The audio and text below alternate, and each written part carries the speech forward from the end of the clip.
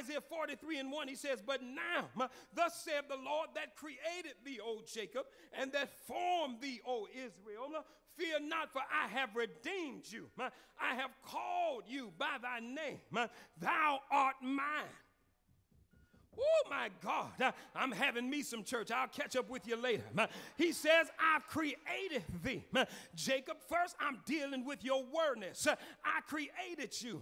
When I made you, they named you Jacob. I created you, Jacob. And when things wasn't right, I had to go in there and break you up and form you into Israel. I had to shape you into what I wanted you to be.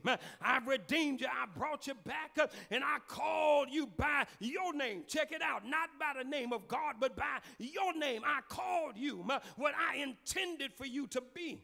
Somebody in here this morning, you need to act like what God intended for you to be. He says, thou art mine. Anybody in here really belong to God and know it? Open your mouth and shout, I belong to God.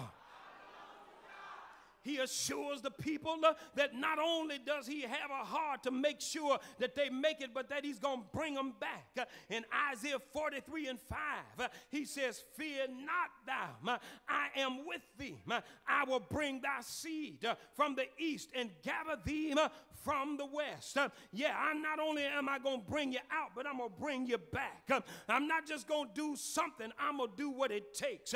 I'm going to cause you to get back what you've lost. I'm going to bring you back to your former state. I'm going to reverse it. I'm going to bring your seed from the east and from the west.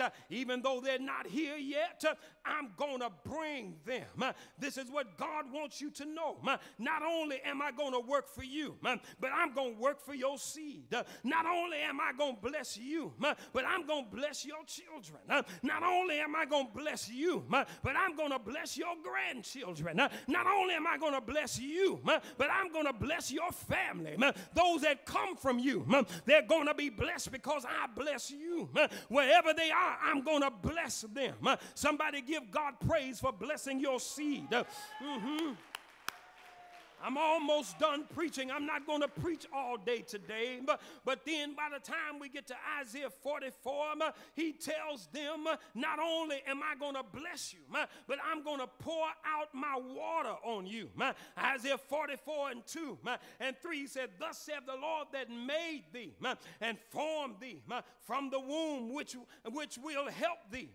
Fear not, O Jacob, my servant, and thou Jeshurun, whom I have chosen, for I will pour water upon him that is thirsty. I come to tell somebody today that it is raining. It is raining. The water is being poured right now, and I'm going to flood your dry grounds. I'm here to tell somebody that God is getting ready to speak to your desert places.